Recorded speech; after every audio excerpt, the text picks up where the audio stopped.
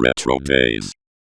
People who grew up in the 70s, 80s, and 90s often cite a particular lack of supervision we had as kids. We were allowed to explore neighborhoods alone, ride our bikes to the far edges of town, and sometimes even see R-rated movies in the theater. Of course, this experience wasn't universal. We have to allow for differing parenting styles, among other factors, resulting in kids, yes, even in the 70s and 80s, having to follow strict rules. Still, I would suggest that many of us likely experienced more freedom as compared to other generations. And it wasn't just our parents who helped to create this impression. Renting movies we shouldn't have been allowed to rent or buying tickets to movies we shouldn't have been allowed to see were part of our regularly scheduled programming. Heck, half the best R-rated movies seemed like they were marketed directly to kids in the first place. And if we questioned this for even a second, we had the cartoon versions of the same movies as proof.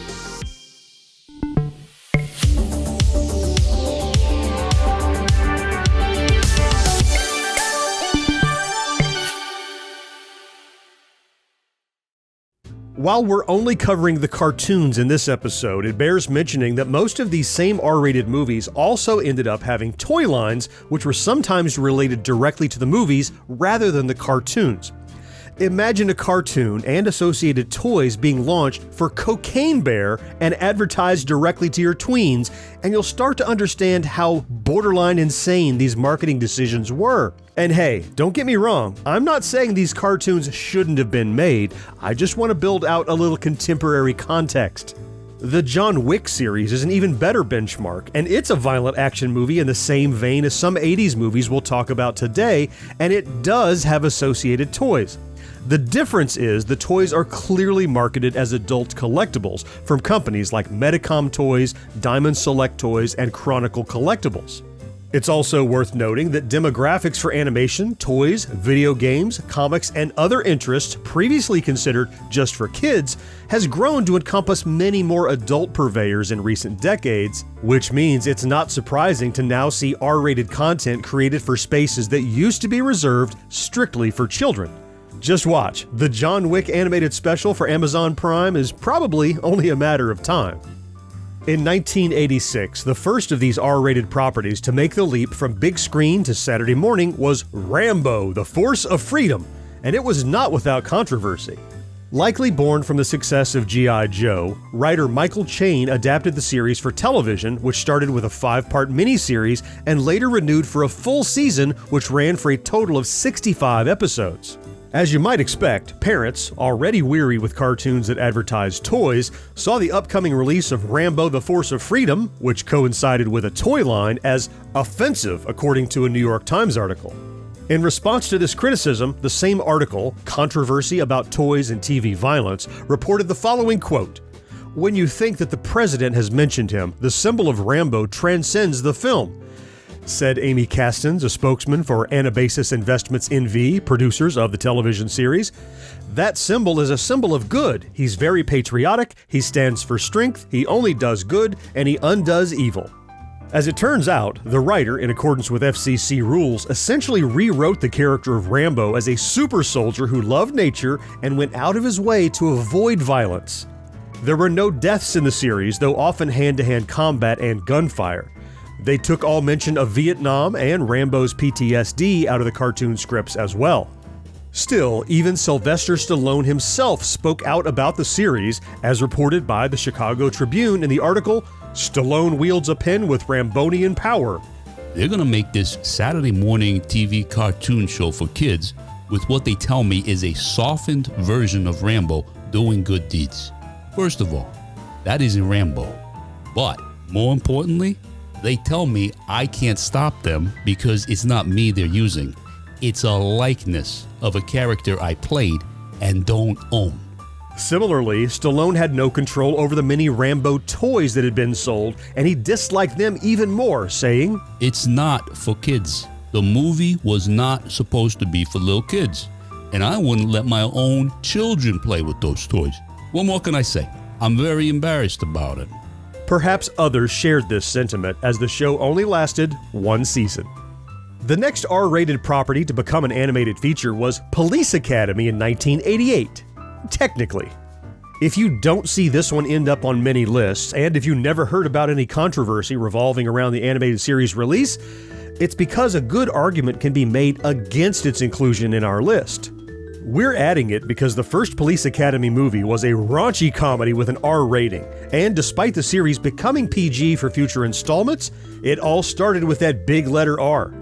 The already wacky and somewhat childish humor became even more so as Part 2 dropped to PG-13 and Part 3 to PG.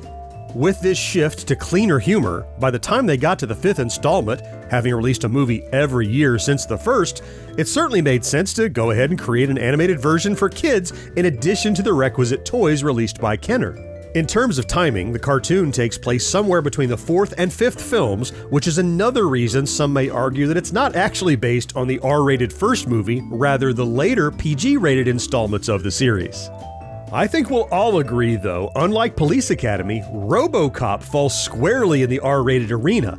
It was one of those action movies of the 80s that every kid ended up seeing, only to later become inadvertently traumatized. You no doubt vividly remember the bad guy getting doused in toxic waste and transforming into a hideous, melting abomination, only to get hit by a car and explode into a fountain of sludge. Yeah, that wasn't meant for kids, but we all saw it because there were toys, a cartoon, and rental clerks who didn't stop us. Everyone was talking about it, just like The Terminator a few years earlier, which didn't have a cartoon, though the R-rated sequel did spawn Kenner action figures. RoboCop wasn't just a robot cop. He was a human who was brutally killed in an incredibly violent scene where Clarence Boddicker and company shoot off Officer Alex Murphy's hand and arm before loading every bullet they have into him as they laugh. Finally, Boddicker shoots him in the head and we're treated to the back of Murphy's skull blowing off. And this was the movie they chose to recreate as a children's cartoon for the Marvel Action Universe programming block. Like Rambo, the cartoon does deviate from the harsher elements of the movie, making it more palatable for children, but even so, it only lasted 12 episodes. As if basing a cartoon off a violent R-rated movie wasn't bizarre enough, Troma Films, headed by the incomparable Lloyd Kaufman, creating an animated series based on the Toxic Avenger was something straight out of a Twilight Zone episode.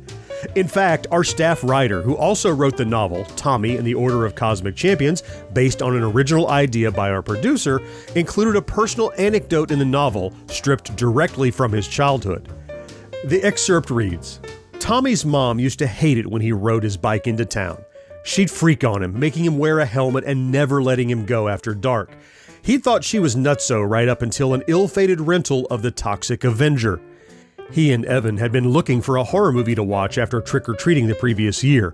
They didn't usually watch horror films, and most of the time their parents wouldn't let them rent any of the good stuff anyway, but that year Evan's dad had relented. Tommy figured part of the decision was because the box art made the movie look like a stupid comedy, but Evan's dad also commented that since the movie was unrated, it was probably okay. He later realized his error. In the opening scene of the movie, a young boy goes out at night to ride his bike. He's told to wear a helmet, and he does, but that doesn't save him.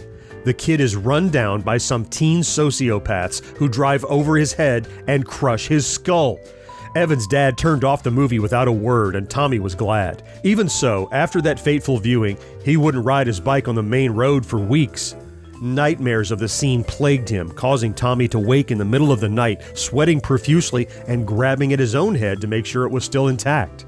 Those were bad nights, but children's memories for such things are short, and it wasn't long before Tommy was back on the road without a helmet, which his mother didn't seem to notice anymore. In real life, Tony did finish watching the movie, and when the cartoon came out, he didn't hesitate to watch it even for a second.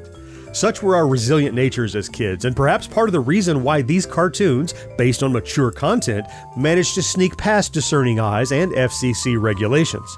In the case of Toxic Crusaders, it probably just looked like another Captain Planet ripoff with loads and loads of slime and toxic ooze, which by the 90s was a hot commodity in the toy and cartoon market.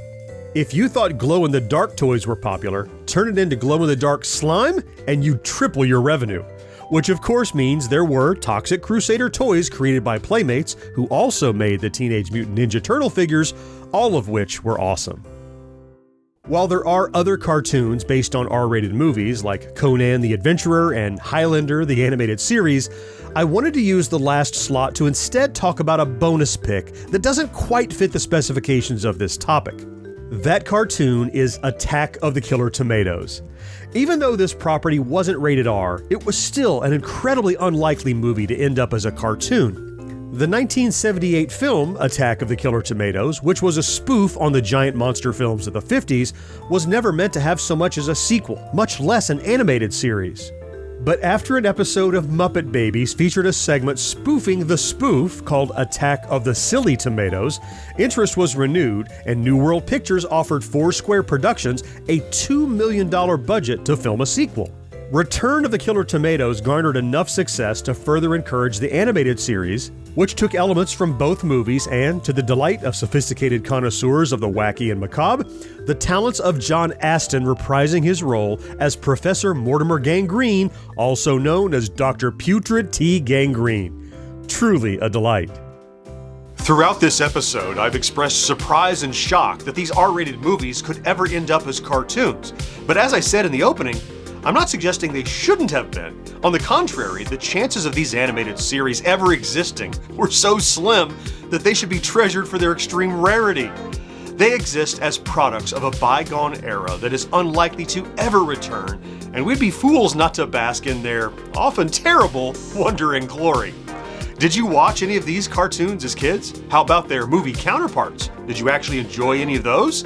I'd love to hear about it down in the comments, and if you enjoy our content, please consider liking this video, subscribing to the channel, picking up a copy of Tommy and the Order of Cosmic Champions, and maybe even activating that ubiquitous notification bell. It really does make a huge difference. Let's meet again next week to celebrate Yesteryear, right here on RetroDaze. Clicky clicky.